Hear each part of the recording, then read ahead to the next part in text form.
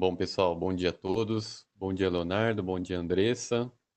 Estamos aqui com mais de 100 convidados na nossa palestra. Pessoal, eu sou o professor Fábio, sou professor do CEATEC, da Engenharia Mecânica, e vou estar mediando essa palestra juntamente com o Leonardo e com a Andressa.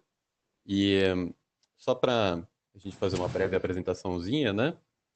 O tema dessa palestra é o teletrabalho, então a ideia é a gente falar um pouquinho aí, né, sobre o teletrabalho, como se seria uma medida preventiva, né, e passageira, ou se seria o futuro presente nas relações de trabalho. Então, o Leonardo, ele faz parte aqui do escritório do Zine Freire. O Leonardo já tem aqui uma formação acadêmica formada em Direito pela PUC, né, formada aqui pela casa, né? Tem pós-graduação também em Direito Processual Civil também pela PUC aqui de Campinas e em Direito Material e Processual também pela PUC.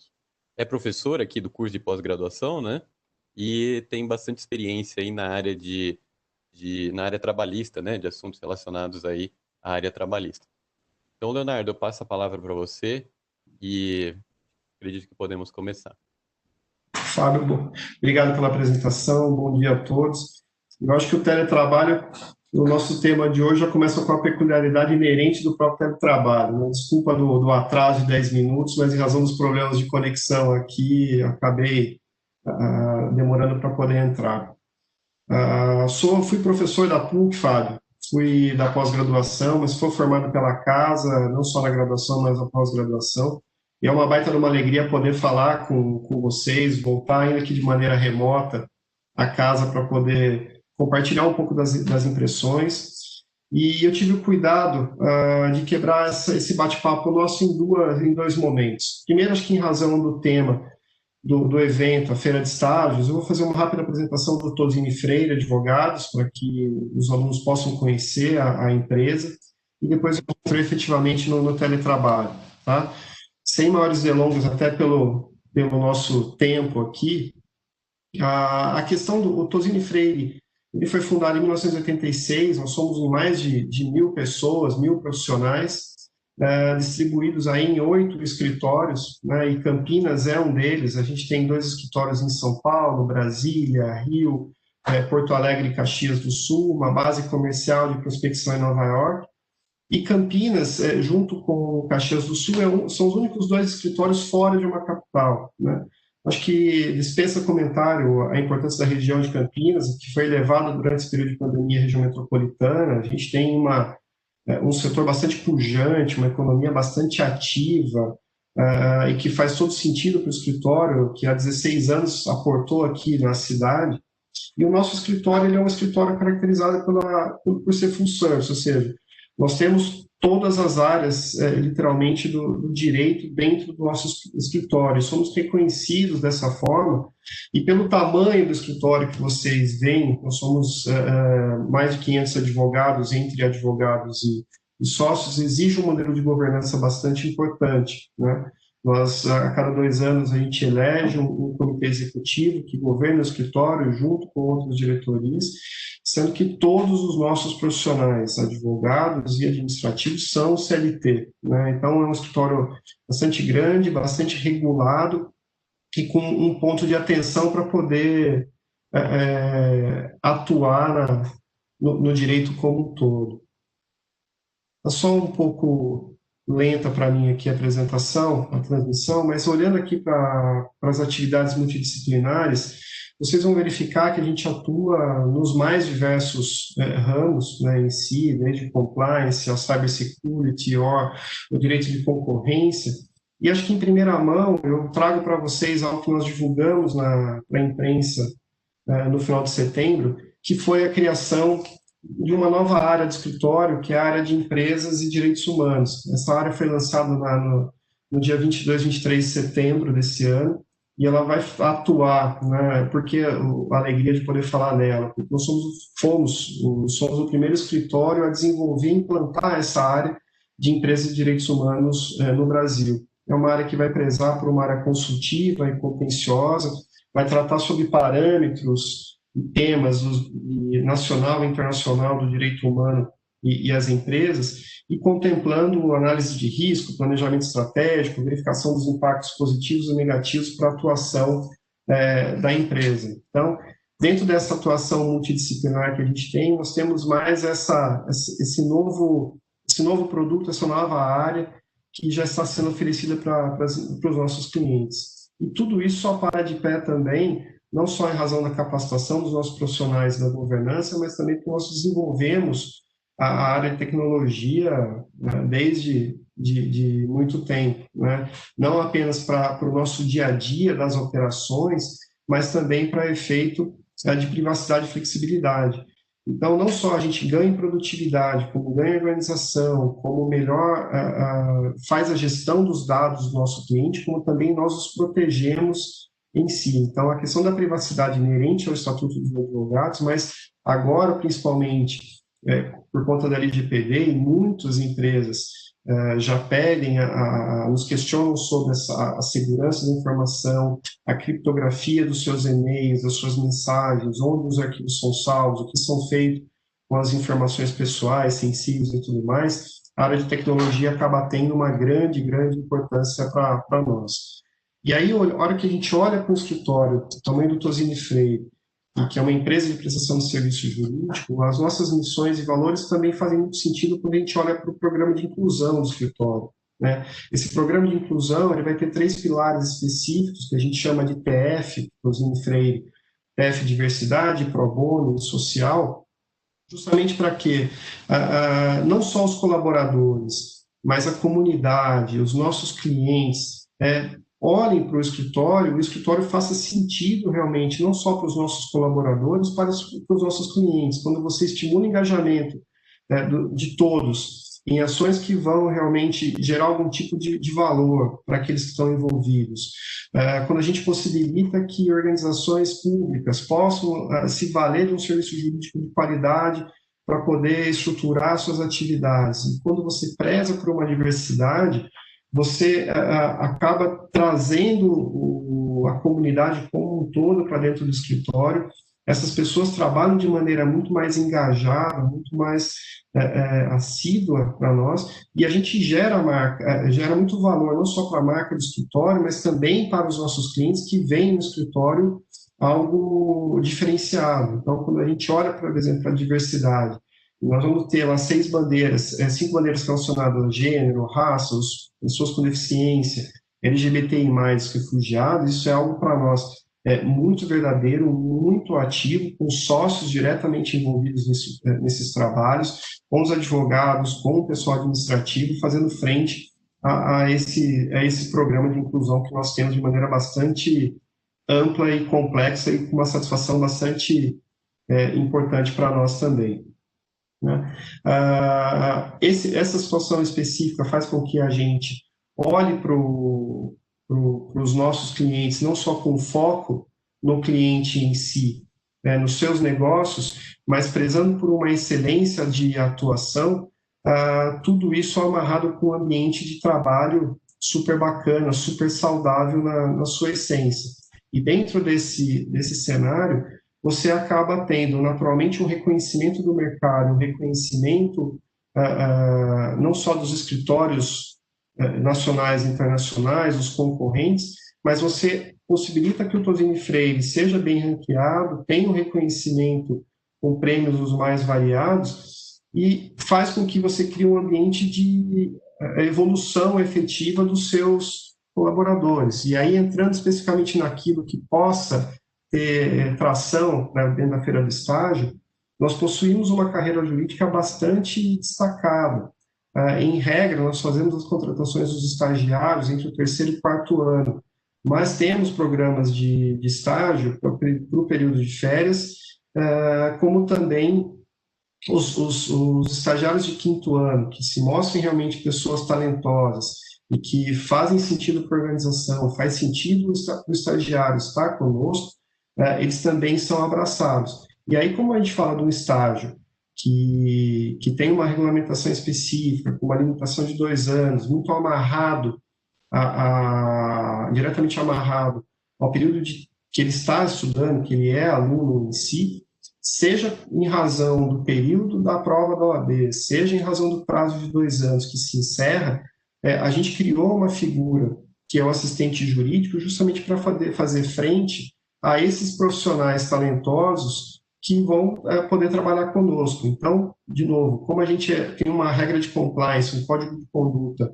vigente, rigoroso, a gente não toleraria que nessa passagem de bastão do estagiário até uma promoção do advogado júnior, como vocês veem nessa crescente, ficasse desprotegido. Então, a gente cria a figura do assistente jurídico justamente para poder fazer frente a esse movimento. E aí, à medida que a carreira inicia e que ele obtém a OAB, ele é promovido a advogado júnior, e aí, ano a ano, de acordo com as avaliações que são feitas, ele vai sendo promovido para advogado pleno, para advogado sênior, até aspirar a uma posição à sociedade. E isso tudo é muito real, é muito verdadeiro, tanto que nos últimos anos nós tivemos inúmeros profissionais de carreira no escritório, que começaram como estagiários e alçaram a condição de sócio. Então, a gente preza, olha muito para dentro do escritório, prestigia os talentos do escritório, que estão envolvidos com o nosso DNA, com a nossa cultura, para a continuidade e a perenidade do escritório como um todo. Né?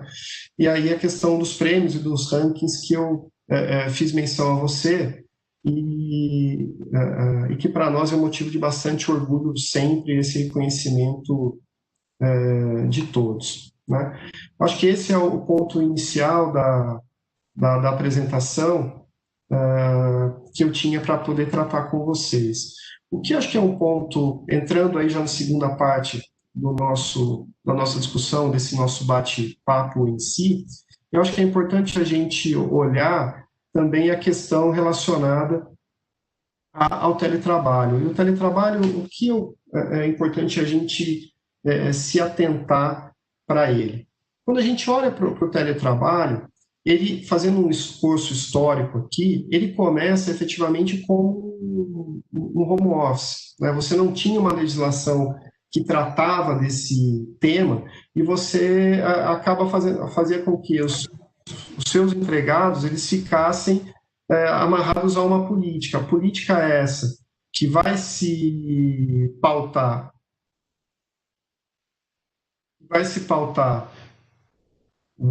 Fábio, você me ouve ou ouve sim, né? Que vai se pautar numa política da empresa para situações pontuais, situações remotas, com o não uso de tecnologia, mas muito importante, de maneira unilateral, sem nenhum tipo de menção aos contratos de trabalho, ou seja, não há nenhum tipo de alteração dos contratos de trabalho em si. Então, quando a gente olha há 10, 15, 20 anos atrás, a existência do home office se pautava numa decisão interna da empresa, pautado dentro de uma política interna que era estruturada de forma a atender às expectativas e anseios dos seus empregados. Isso muda no ano de 2017, em meados de novembro, quando a reforma trabalhista pela Lei 13.467 vem e começa a fazer uma regulamentação desse trabalho em casa, que a CLT vai chamar de teletrabalho. E esse teletrabalho em si, ele vai ser marcado por uma atividade que é preponderantemente realizada fora das dependências da empresa, com a utilização de tecnologias de informação e de comunicação, sem que isso se constitua trabalho externo, ou seja, o empregado trabalhando em casa faz parte integrante da empresa por óbvio, executando regularmente as suas atividades, mas para que tudo isso aconteça, diferente do que acontecia até então com o home office, toda essa regulamentação precisa obrigatoriamente passar por um ajuste escrito, seja pelo contrato de trabalho, quando os empregados são contratados para trabalhar no home office, essa menção, essa disposição, essa previsão estará presente no contrato, ou para aqueles empregados que já estão na empresa e que passarão a trabalhar em casa, se ele tiver interesse em trabalhar em casa e a empresa também aceitar, ou vice-versa, mas desde que haja um mútuo acordo entre as partes, você pode sair do trabalho presencial para o trabalho telepresencial. E aí a lei vai exigir algumas situações específicas, que é justamente o ajuste das partes sobre como ficam os equipamentos tecnológicos, a questão da estrutura, o reembolso das despesas. A empresa vai precisar alertar e orientar os seus empregados efetivamente sobre as questões relacionadas à saúde e segurança, né? Justamente para que, da mesma forma como ela cuida dos empregados na empresa, tenha a mesma prática fora. Se vocês olharem o artigo 75 da CLT, que trata do teletrabalho, vocês vão verificar que ele é um artigo relativamente curto, aberto até a uma série de regulamentações, e que aí as partes em si vão cuidar para que regrem como o teletrabalho vai acontecer. E aí, só uma questão legal, o teletrabalho, quando a gente conceitua que ele não é um trabalho externo, ele também vai passar a não exigir o controle da jornada de trabalho dos seus funcionários, porque a reforma trabalhista trouxe a inserção do inciso 3º, lá no artigo 62 da CLT, que vai excluir o controle da jornada. Feito esse esclarecimento só para que a gente ficasse na mesma página, era ainda muito incipiente a alteração, apesar da inserção do teletrabalho, o uso do home office para grande parte das empresas.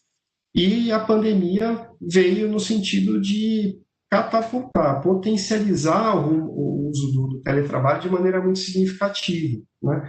Vamos lembrar que quando a Covid aporta no Brasil em fevereiro e as coisas começam a ganhar preocupação, começam a ganhar volume, e o governo federal, os governos estaduais e a municipalidade começam a se movimentar, a gente tem a decretação do estado de calamidade, medidas sanitárias são expedidas, e aí a necessidade de um isolamento social, ou até mesmo o confinamento, lockdown em muitas regiões, se fizeram presentes, né? E até mesmo o governo federal e os governos estaduais tiveram uma queda de braço para saber, ou para definir, quem tomaria a frente dessas medidas, até que foi decidido pelo STF que seria, sim, os governos estaduais junto com os municípios, né? E aí cada estado, cada localidade definiu quais eram as atividades essenciais que poderiam continuar operando presencialmente, mas é fato que quem pôde trabalhar em casa, as empresas que puderam realocar os seus cargos, as suas funções, atividades para casa, fizeram movidos por uma questão de saúde, de prevenção à vida na sua essência.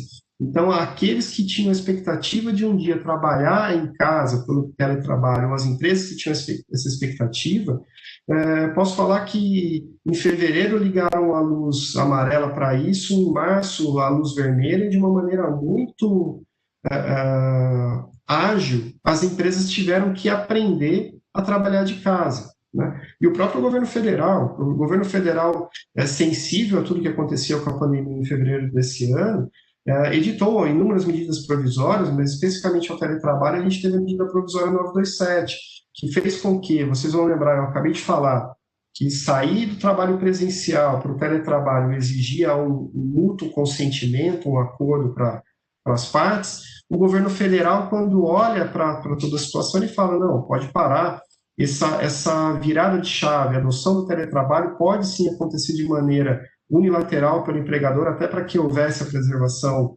da vida de todos, uma responsabilidade muito maior, e possibilitou que em 48 horas todo mundo virasse a chave e fosse efetivamente trabalhar em casa.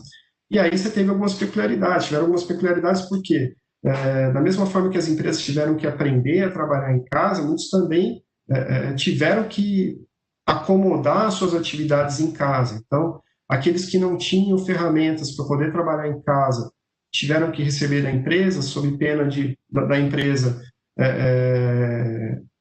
pagar regularmente o trabalho daqueles funcionários sem poder explorar a atividade funcional de cada um, ou seja, a empresa teve que se movimentar não só em termos de sistema, mas também para a infraestrutura e as despesas de tudo isso. E esse foi um dado importante porque, passado o período inicial do teletrabalho nesse ano, em junho, julho desse ano, o IBGE soltou uma pesquisa e verificou que algo em torno de 8,3, 8,6 milhões de pessoas que trabalhavam em casa, né, estavam trabalhando em casa durante a pandemia, o que equivalia a algo em torno de 10% da força produtiva do Brasil.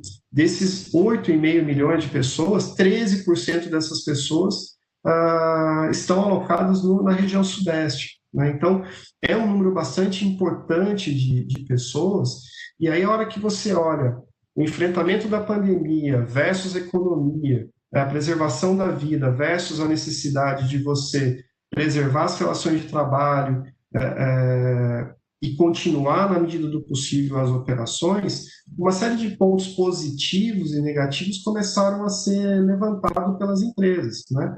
Então, se a gente puder olhar para a empresa, o ponto favorável do home office foi a possibilidade de você reavaliar os seus custos, reavaliar o tamanho do escritório físico, né? Faz sentido eu ter 2, 3 lajes de escritório, vale a pena ter uma laje de escritório com acomodando as pessoas que estão trabalhando em casa, né?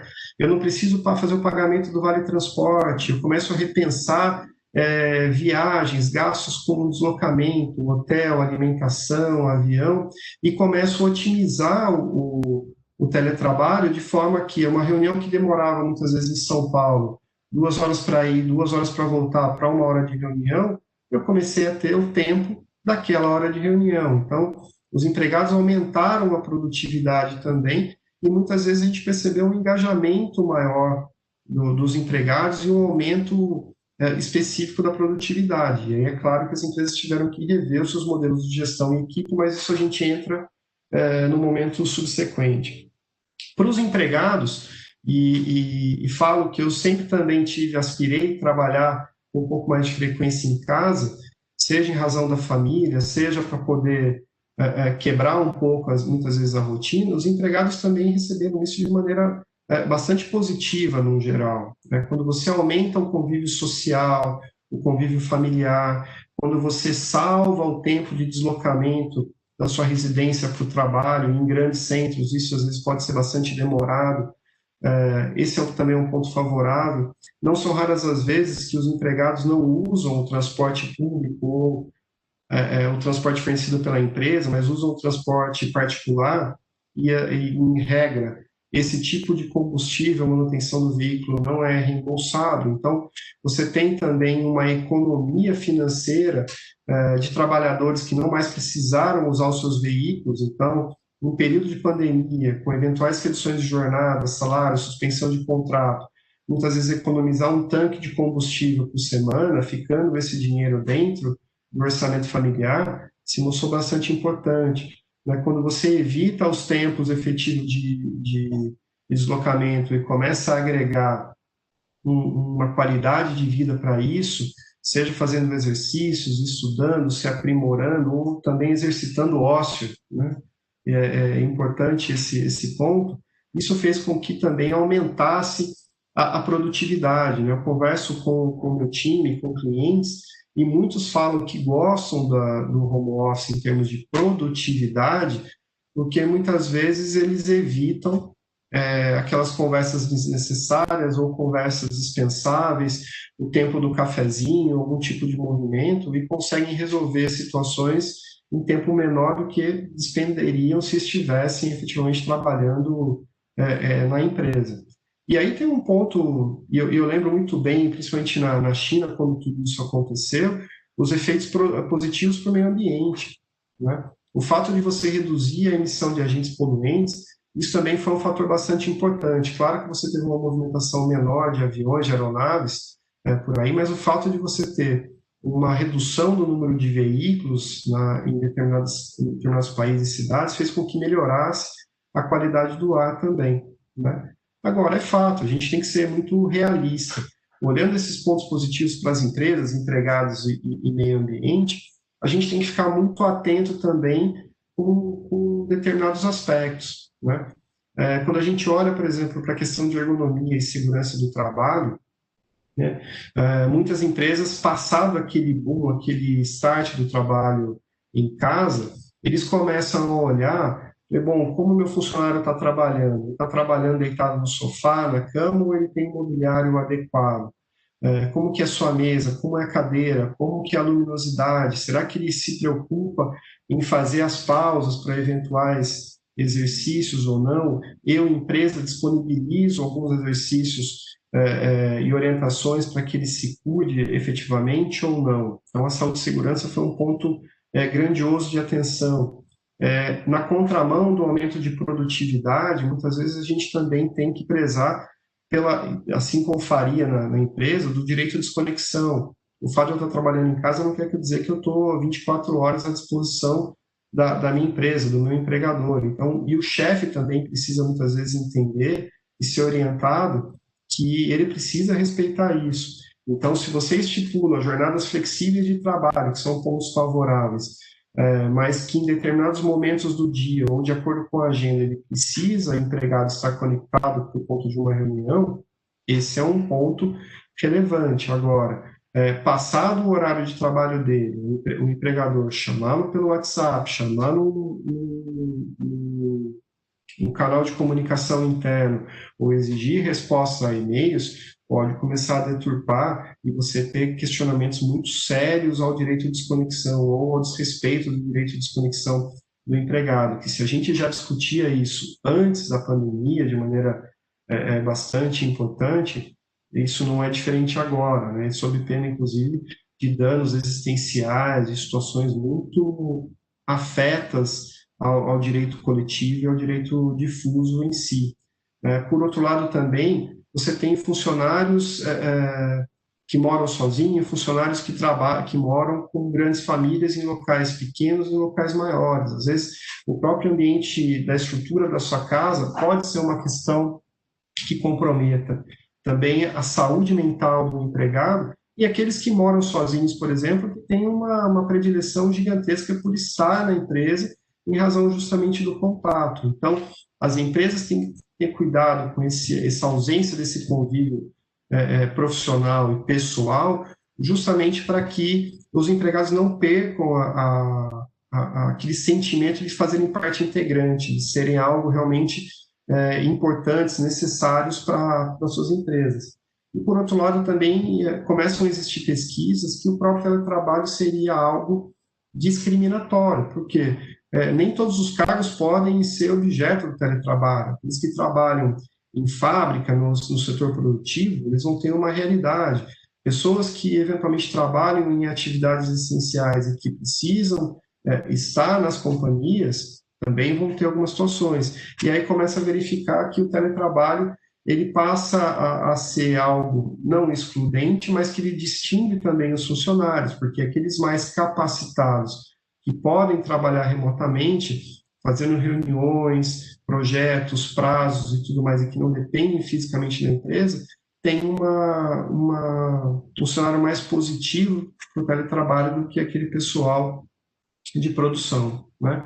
E aí, pensando nesses prós e contras, é que a gente olha para uma situação que o teletrabalho, sim, é um caminho sem volta, talvez, passada a pandemia, ele deve ter uma redução de número, acomodar, mas é fato que ele veio para ficar, que as empresas começam a olhar para esse cenário por meio de comitês. As empresas estabelecem um comitê para a compreensão das suas realidades, desenvolvimento e implantação do teletrabalho, compreender quais são os processos produtivos e cargos que podem ser efetivamente envolvidos nisso, fazem as políticas de teletrabalho, definem as rotinas de trabalho, se com jornadas fixas, se jornadas flexíveis, se haverá controle, não haverá controle, quais são os riscos envolvidos nisso, e até mesmo as questões relacionadas à estrutura, equipamento, vestuário, orientações em sentido amplo mesmo, né? E tudo isso amarrado, como eu fiz menção no início da apresentação até do escritório, com uma política de segurança da informação bastante acentuada por conta dessa questão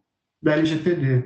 E aí eu trago só alguns pontos de reflexão, né? Da mesma forma que a gente tem políticas de boas práticas, vamos dizer, né? Quem nunca condenou aquela pessoa de um determinado grupo que manda bom dia, boa tarde, boa noite, né? Quando você tem o teletrabalho e as questões específicas da sua execução, né?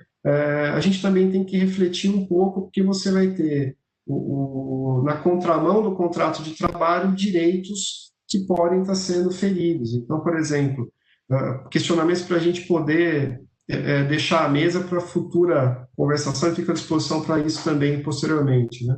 Pode o empregador, por exemplo, obrigar o empregado a usar a sua câmera, né? Porque eu quero conversar com ele, não quero só falar? Será que isso feriria a intimidade, a vida privada empregado ou não, né? Pode o empregador orientar quais roupas usar, né? Então, a gente viu inúmeras situações, até memes, de pessoas sem camisas, em situações as mais variadas durante a pandemia, inclusive até mesmo numa reunião com o presidente da República, entre grandes presidentes de empresa, que um tomava banho enquanto via ou participava da reunião, né? Posso exigir, por exemplo, a participação em lives, aí, nos horários os mais variados, ou isso poderia ser equiparado a treinamento, se houver algum tipo de controle de trabalho. Posso advertir o funcionário em razão do teletrabalho, nesse ponto eu antecipo que sim, porque só muda o local da prestação de serviço, né, mas as principais obrigações, direitos e deveres permanecem. Então, sim, na hipótese de um cometimento de uma falta, pode ser advertido, pode o contrato suspenso, e se for uma falta realmente grave, a rescisão por justa causa permanece, isso nada muda na sua essência, né? Enfim, eu acho que esse, até pelo horário, Fábio, para não ser muito justo aqui com o atraso e a paciência de todos também, e concluindo, eu entendo que o que sempre nós aspiramos, que foi o teletrabalho, originariamente como office, que evoluiu para um conceito de teletrabalho, sim, ele veio para ficar, né? Muitas profissões, muitos cargos exigirão isso dos seus empregadores, até dentro de uma nova geração que quer ter um pouco mais de cuidado, de um maior engajamento, de outros valores envolvidos. O teletrabalho vem ao encontro desse anseio, dessa expectativa dos profissionais. Pode ser que, passada a pandemia, né, muitas organizações que já se manifestaram no sentido de não retornar esse ano, retornarão, mas talvez já dentro de uma escalas de trabalho que irão se suceder naturalmente, né? E eu entendo que com a evolução do teletrabalho, com a medida que os projetos de lei que estão no Congresso, que pela última contagem eram 6 ou 7, forem evoluindo, né, e a Justiça do Trabalho se posicionando com relação a tudo isso vai fazer parte de um contexto maior que vai se aprimorar, que vai evoluir, e muitos vão começar a observar que aquele contrato de trabalho de 30 anos, de 15 anos, não mais existe, e ir à empresa pode ser algo, para muitas situações, totalmente desnecessário e até obsoleto. E aí vai competir ao RH uma gestão excelente das pessoas, como deixar sempre todo mundo muito antenado e engajado, aos gestores da empresa de como distribuir o trabalho, de como cobrar isso dos seus colaboradores, os próprios empregados entenderem que o fato de estar em casa é um momento, dia útil, hora de trabalho é hora de trabalho na sua essência, e definindo essas rotinas, eu entendo que você tem um ganho bastante expressivo num cenário bastante animador e promissor sobre o tema teletrabalho.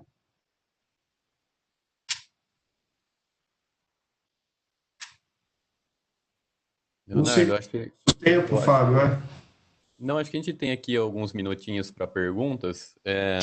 Eu achei bastante interessante os pontos que você levantou.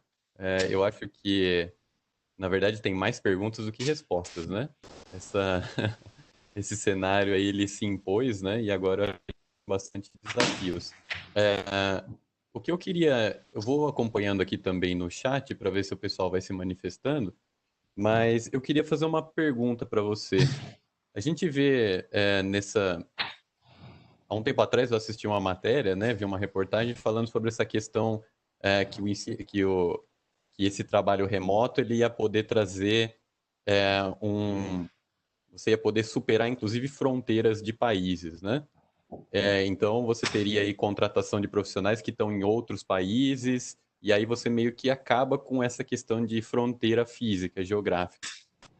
Como que isso está caminhando do ponto de vista legal? Quer dizer, como que isso funciona? Imagino que isso vai ter bastante alteração, né? Qual lei que vai valer? É a lei onde a pessoa está, o funcionário está, ou é a lei onde a empresa está? Como que funciona essa questão agora que o trabalho remoto te permite contratar pessoas do mundo inteiro virtualmente? esse é um ponto super interessante, Fábio, pelo seguinte, olhando primeiro para a questão local, Brasil, Quando você amplia a fronteira, você vai possibilitar buscar talentos em outras regiões, ampliando o seu espaço. Então, eu não preciso mais ter a questão regional. Eu vou nacionalizar efetivamente a minha força de trabalho, buscando as pessoas que estejam melhores preparadas. E o pessoal de informática faz muito isso. Grandes empresas, não são raras as vezes que você globalmente pode ligar para um suporte que estará na Índia, por exemplo, né? Ou que vai estar na China. Então, isso é muito comum em empresas multinacionais. Quando você tem uma situação específica da contratação de um empregado por uma empresa brasileira, de um empregado estrangeiro, em regra, né, em regra, vale a legislação brasileira. Então, se esse empregado, porventura, se sentisse com algum tipo de descumprimento daquilo que foi contratado com ele, poderia vir à Justiça do Trabalho brasileira e pleitear os direitos e obrigações que foram assumidos ou que teriam sido descumpridos por aquele determinado empregador. Então, você tem uma legislação específica que trata desse trabalho, tanto do brasileiro no exterior, quanto do estrangeiro trabalhando no Brasil. É claro que quando você olha para essa situação, você está fazendo a legislação que não acompanha na velocidade a nossa realidade, ela vai sempre imaginar que há um movimento da pessoa do Brasil para o exterior ou o estrangeiro para o Brasil. E aí fica mais fácil a solução de tudo isso. Mas havendo a contratação de um estrangeiro para trabalhar para uma empresa brasileira, ainda que alocado lá no seu país de origem, né, eu praticamente entendo que nós poderíamos e deveríamos olhar para a legislação brasileira para poder fazer a análise dos direitos e obrigações que foram respeitados ou desatendidos. Entendi. É, porque me parece que, pelo menos nessa, nessa matéria, né? Me parece que essa questão da discriminação, ela também vai ficar cada vez mais evidente, né? Porque se você pode trabalhar do outro lado do mundo, na frente de uma praia paradisíaca, isso vai gerar certamente uma distinção de trabalhador, né? Enquanto eu posso trabalhar em Londres, ficar bonitinho lá no meu escritório, outras categorias de trabalhadores não vão poder fazer isso, né? Então me Não, parece que isso vamos imaginar, só fazendo um parênteses, né? Vamos imaginar que eu tivesse uma empresa concorrente à sua e que você contrata brasileiros para trabalhar na sua empresa com a legislação trabalhista, que nós sabemos que ela é bastante exigente e protecionista, com uma carga tributária igualmente grande. E uhum, eu realizo esse mesmo serviço que você, mas vou procurar isso no exterior, né? A hora que você olhar a minha capacidade de ter uma redução de preço dos serviços que eu ofereço, dos produtos que eu ofereço ao mercado, podem ser menores. Então, o direito concorrencial aí vai enfrentar uma questão bastante importante e interessante também, porque eu vou ter desigualdade entre empresas locais aí, brasileiras. interessante. Então, o professor Lorenzo, ele é concorrente aqui também, gostaria de fazer algum questionamento? Eu, particularmente, gostei bastante da apresentação. Isso é o que a gente está vivenciando hoje, né, professor Fábio? Praticamente a gente teve uma semana para mudar da aula Exatamente. presencial para virtual, né? Então a gente teve um aprendizado muito rápido, uma adaptação de uma forma tão emergencial e a reflexão no trabalho acaba vindo depois, né? Nas primeiras semanas, eu me recordo até hoje, que provavelmente a gente trabalhava 15 horas, 12 horas direto do computador, porque a gente realmente perde a referência do tempo. A gente acaba ficando disponível ao trabalho de uma forma que isso causa realmente um prejuízo, né, físico, psicológico, etc. Então, eu gostei bastante porque vem nos trazer uma reflexão muito grande do novo momento que a gente está passando. Pega, por exemplo, as questões que eram recorrentes, por exemplo, as companhias aéreas, né? As viagens para fazer reuniões eram muito frequentes, né? E tudo isso está acabando. as indústrias estão vendo que não precisamos mais fazer isso presencialmente. Então, olha a quebra de paradigma que a gente está vivendo. A gente está vivendo uma nova situação, né? Um novo mundo, com outros recursos. A gente acaba aprendendo a utilizar outras ferramentas. Então, nesse sentido, acaba até valorizando outras áreas do conhecimento, como sistemas de informações, análise de sistemas, engenharia de software. Então, é interessante como que isso vai modificando, inclusive, o mercado de trabalho, né? E a nossa própria vivência. A gente tem que realmente estar sempre apto a mudanças, e mudanças rápidas. Felizmente, a gente conseguiu, né, professor Fábio? Então, eu gostei bastante da apresentação e obrigado aí pelo tempo disponibilizado. Imagine, professor Lourenço, aproveitando sua deixa, só a situação, a questão profissional, ela é tão intensa e as relações são igualmente intensas. Para você ter uma ideia, nós tivemos 2 negociações coletivas realizadas inteiramente pela forma remota, ou seja, nós conseguíamos trazer os dirigentes sindicais, os representantes das empresas, para as rodadas de negociação, com salas paralelas, muitas vezes, para a gente poder amadurecer um determinado ponto que tinha sido trazido. Inclusive, as assembleias de empregados realizadas virtualmente, como nós estamos fazendo aqui agora, mas possibilitando que cada um votasse de maneira confidencial, com toda a segurança possível.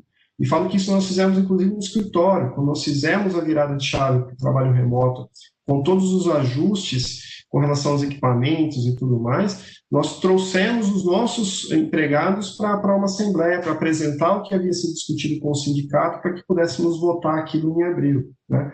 Então, quando a gente olha para as questões de deslocamento, muitas vezes realmente não faz mais sentido. Não, o tempo que eu vou gastar 2 horas dirigindo um carro, ainda que eu possa, com motorista ou de ônibus e trabalhando, né, é fato que hoje eu não preciso mais ter esse cansaço físico, porque eu posso resolver tudo isso da forma como nós estamos fazendo agora, né? Legal, obrigado pela atenção. Tem 2 perguntas aqui rapidinho. Uma pergunta aqui do Bruno e a outra da Gabriela. A gente tem aí 5 minutinhos. O Bruno, ele pergunta se você enxerga que a longo prazo o home office vai ser benéfico para as empresas, né? Quer dizer, muitas já determinaram o home office como prática já vigente, mas se você enxerga que daqui 5 anos, por exemplo, ainda vai haver esse empenho com home office. E a Gabriela pergunta se você acha que houve erros em não se preparar antes para as atividades remotas, né? Uma vez que já estava previsto o isolamento social. Vamos lá, pela primeira pergunta, eu entendo que sim, a questão do home office ela vai ser algo bastante significativo e, por exemplo, a gente já verifica que muitas empresas, apesar de terem uma redução de faturamento durante a pandemia, elas tiveram uma margem de lucro maior em razão justamente das renegociações, contratos de locação, vale transporte e despesas acessórias para o dia a dia que puderam ser economizadas em si. Então, se imaginar que daqui a 5 anos algum gestor presente em empresa vai aceitar, por exemplo, um custo de 2, 3 milhões de reais para alugar 2, 3 andares na Faria Lima, em São Paulo, só para falar que tem um escritório grande, menor ou maior, impactando no resultado dele, nos acionistas, me parece que é algo que vai na contramão de tudo isso. Então, acho que uma vez instalado o home office, com uma boa gestão de pessoas, isso acho que é fundamental, Fábio. Você prezar justamente para que eu possa saber do Fábio, saber do professor Lourenço, saber da Andressa, como que as coisas estão funcionando, se o emocional está positivo, se tem alguma coisa que está em descompasso, como avaliar esses profissionais em si, para que haja uma meritocracia acontecendo, vai ser algo numa evolução constante, que a gente começou a aprender esse ano e constantemente vai amadurecer e evoluir tudo isso. E com relação à questão da demora ou não do home office, eu acho que, de uma maneira ampla, e esse é um posicionamento que que eu questiono bastante, quando a gente vê a pandemia e os riscos da pandemia chegarem no Brasil, desde lá da China, quando eclodiu tudo isso. Mas com os exemplos que nós tivemos na Europa, né, e ainda muitas vezes me parecia um sentimento que nós não seríamos atingidos, que aquilo não era problema nosso, né? Então, eu acho que muitas autoridades públicas podem ter subestimado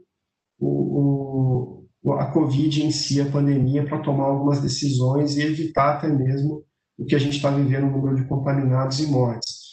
Agora, grandes empresas também demoraram, parte das empresas também demoraram para se movimentar, mas aquelas que tinham uma boa gestão, visão do que estava efetivamente acontecendo, estruturaram planos de contingência, planos de ação para a hipótese de acontecer o que efetivamente aconteceu, essas empresas sofreram menos quando tiveram que adotar o teletrabalho, quando tiveram que suspender parcialmente as operações ou tiveram que realinhar aquelas operações para efeito de atendimento das medidas sanitárias de proteção dos seus empregados.